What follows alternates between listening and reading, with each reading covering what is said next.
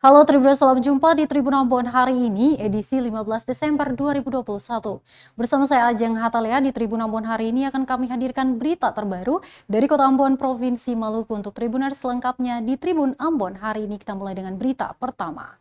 Seleksi Sekota Ambon, Lohana PSI pastikan lantik pengganti Latu Heru pekan depan. Hingga kini, Ambon belum punya sekretaris kota terpilih dari hasil seleksi yang digelar sejak Oktober 2021 lalu. Wali Kota Ambon Richard Lohana PSI memastikan Ambon sudah memiliki sekot baru. Saat ini masih dalam proses menunggu 3 nama calon pejabat pimpinan tinggi Pratama dalam jabatan sekot dari hasil seleksi terbuka oleh Komisi Aparatur Sipil Negara. Meski demikian, nama sekot terpilih telah beredar di tengah masyarakat, yakni Agus Riri Masik. Isu itu pun masih dibantah wali kota 2 periode ini. Lohana PSI mengungkapkan 3 nama calon yang direkomendasikan ke ASN beserta waktu pelantikannya masih bersifat rahasia. Dia memastikan proses seleksi terbuka bebas unsur rekayasa dan kepentingan lainnya. Untuk diketahui Tribuners, proses seleksi pengganti AG Latu Heru telah berlangsung sejak Oktober 2021 lalu. 6 pejabat baik dari internal Pemkot Ambon maupun dari luar ikut seleksi, yakni Agus Riri Masik, Yopi Selano, Enrico Matita Putih, Samuel Huwae, Fahmi Salatalohi, dan Joyan Rians. Proses seleksi sekot pun sempat heboh saat KSN menggelar kembali seleksi ulang lantaran diketahui ada sejumlah peserta yang ketahuan melakukan plagiarisme makalah. KSN, lalu tidak nanti saya sudah konsultasi ya, sudah konsultasi dengan Dagri, sudah konsultasi dengan Gubernur, tinggal ya formalisasi juga. Jadi dapat dipastikan bahwa di minggu depan kita sudah dapat sekot. Minggu depan saya pastikan kita sudah punya sekot yang baru. Oke? Minggu depan.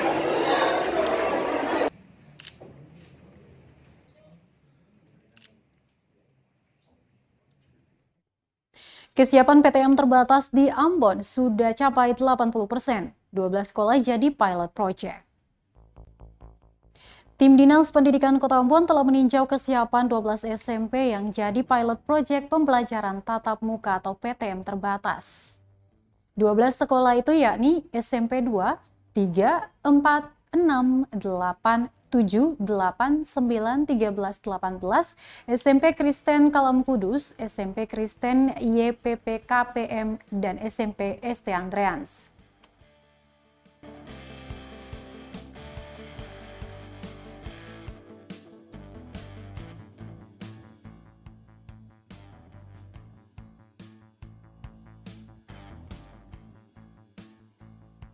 Kadis Pendidikan Kota Ambon Ferdinando Tasso mengatakan persiapan PTM terbatas telah 80%. Hasil tinjauan menunjukkan beberapa sekolah masih perlu menambah jumlah fasilitas protokol kesehatan. Pasalnya, jumlah fasilitas prokes tak sebanding dengan kapasitas siswa di sekolah. Dia melanjutkan sekolah itu diberi waktu untuk menambah fasilitas prokes serta menjalankan saran yang telah diberikan tim dari Dinas Pendidikan. Bila hasil evaluasi menyatakan sekolah layak untuk PTM terbatas, maka Dinas Pendidikan akan mengajukan surat ke Wali Kota Ambon.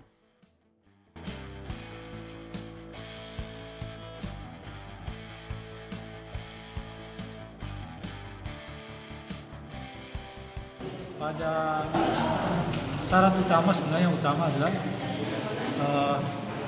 warga sekolah sudah divaksin minimal 80%, baik siswa, peserta didik maupun pendidik dan tenaga pendidikan 80%. Nah, 12 sekolah ini sudah terpenuhi. Kemudian jumlah siswa dalam kelas itu minimal 50% maksimal 80% dalam satu rombel, paling banyak 18 siswa dalam satu kelas. 18 siswa. Kemudian itu syarat yang utama. Kemudian syarat pengaturan lainnya untuk persiapan PTM terbatas ini kita sudah siapkan draft ya, rancangan surat edaran dan nanti akan dibagikan ke sekolah surat edaran wali kota. Kita akan mengajukan ke Pak Wali dulu apakah sesuai dengan kebijakan Pak Wali seperti apa. Tapi kita menyiapkan itu sesuai dengan keputusan bersama 4 menteri maupun instruksi Mendagri tentang PPKM.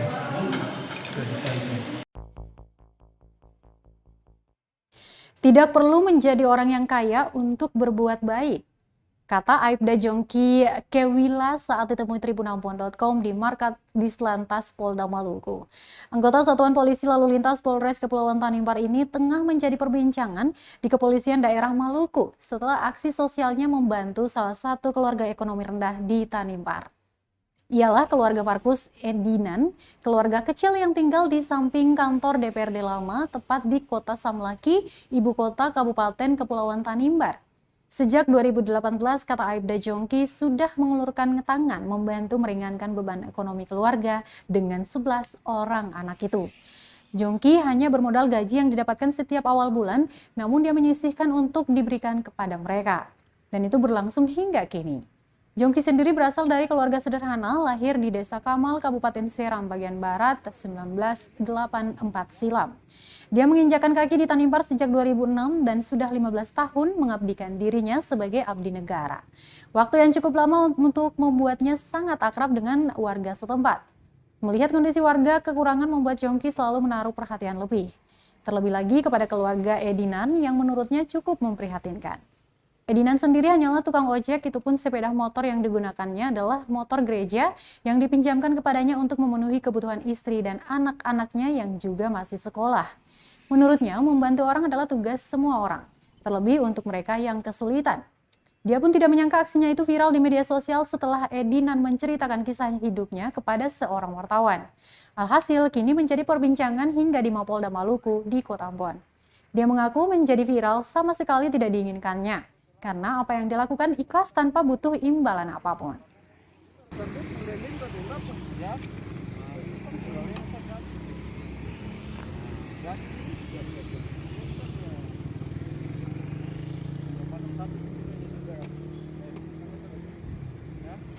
Dia juga memang otomatisnya dari latar belakangnya termasuk keluarga miskin juga. Terus untuk apa? Bagi saya itu, jadi saya bantu dia itu dengan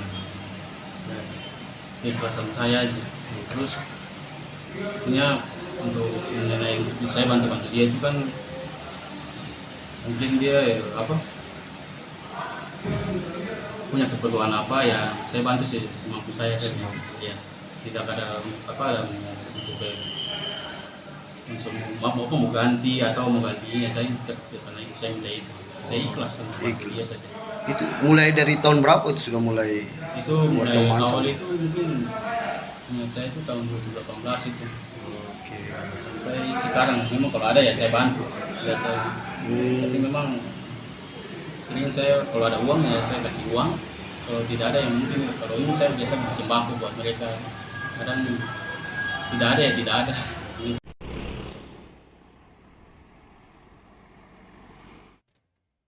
Pulau Banda jadi lokomotif pariwisata Maluku, ini penjelasan Patinama. Menempatkan pariwisata sebagai sektor prioritas merupakan rencana pembangunan daerah yang strategis. Dikarenakan pariwisata efektif memberikan perubahan untuk menstimulasi dan memberikan nilai tambah terhadap pertumbuhan ekonomi daerah. Demikian ungkap Kadis Pariwisata Maluku Max Markus J. Patinama menyikapi peluang pariwisata di provinsi dengan 92,4% lautan ini. Pulau Banda pun disebut menjadi prioritas pengembangan wisata, bahkan menjadi lokomotif pariwisata Maluku. Itu ditandai dengan penetapan Istana Mini menjadi Istana Presiden di Indonesia Timur, serta pembangunan master plan pariwisata oleh Menteri Investasi, Kepala Koordinasi Penanaman Modal Bahlil Lahadalia. Dia melanjutkan pengembangan Pulau Banda sebagai lokomotif pariwisata Maluku juga ada hubungannya dengan Pulau Run, magnet rempah Nusantara yang ditukar dengan Manhattan, termasuk potensi budaya serta dasar laut yang indah dan menawan yang dimiliki Pulau Banda. Hal ini yang menjadi awal pergerakan lokomotif yang bakal menarik gerbong pariwisata Maluku.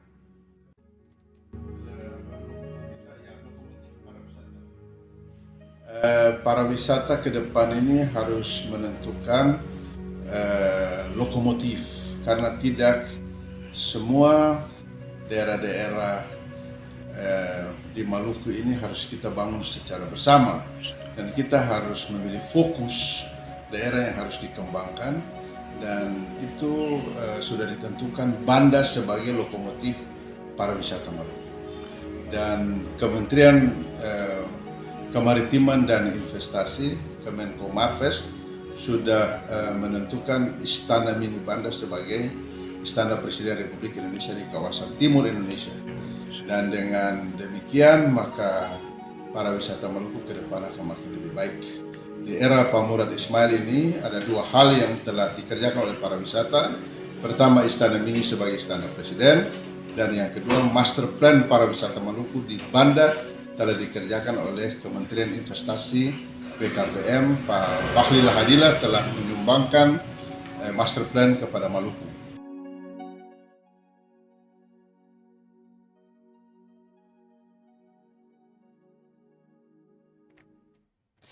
Baik, Tribuners, dari Kota Ambon kita ke Kabupaten Maluku Tengah. Jelang Natal 2021, harga daging ayam di Masohi masih normal.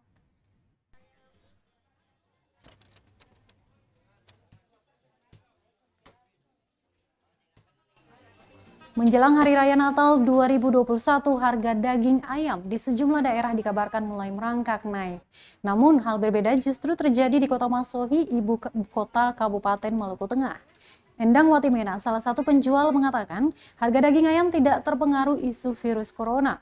Meski menjelang Hari Raya umat Kristiani atau Natal tahun 2021 ini, harga ayam di kota itu justru normal-normal saja, di mana per ekor ayam di sana dijual bervariasi sesuai ukuran serta besar kecilnya. Pedagang mematok harga mulai dari Rp40.000 hingga Rp50.000 per ekornya. Endang menambahkan permintaan pasar baru akan melonjak nanti di 3 hari menjelang perayaan Natal.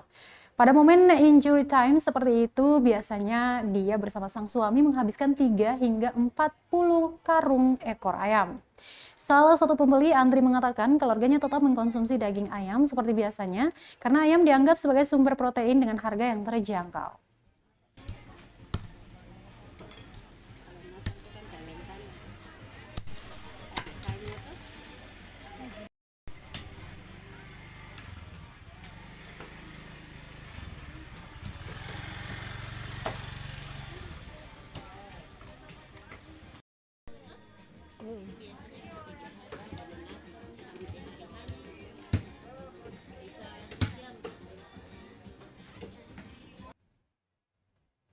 Baik, Tribuners, kita ke berita lain. Jelang Hari Ibu Nasional ke-93 tahun, maksud kami, Panitia PHI gelar vaksinasi massal COVID-19 lengkap.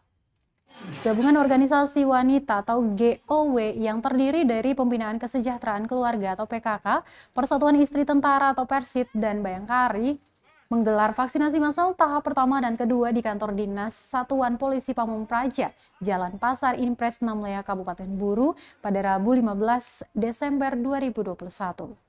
Vaksinasi massal ini digelar sekaligus memperingati ke-93 tahun Hari Ibu Nasional 2021. Pantauan tribunambon.com di lokasi pukul 09.00 waktu Indonesia Timur, ratusan warga di Namlea sangat antusias untuk mengikuti vaksinasi COVID-19 itu. Ratusan warga mulai memadati lokasi kantor Satpol PP sejak pagi tadi hingga siang. Ketua Panitia PHI, Sukmawati Ramli Umasugi, menjelaskan tujuan dari kegiatan ini untuk membantu pemerintah daerah terkait pencapaian target vaksinasi yang ditentukan oleh pemerintah pusat.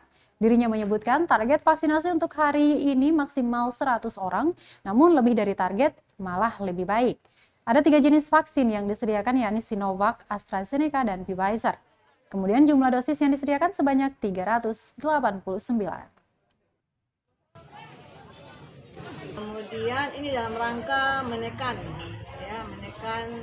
angka COVID, khususnya untuk Kabupaten Buru, mengurangi angka COVID. Kemudian ada lagi yaitu sosialisasi kekerasan terhadap perempuan dan anak. Nah, juga kita fokuskan untuk Kecamatan Namlea karena Kecamatan Namlea itu tinggi angka kekerasan terhadap perempuan dan anak. Kemudian yang berikutnya ada lagi kegiatan bakti sosial, yaitu peduli stunting berupa pemberian vitamin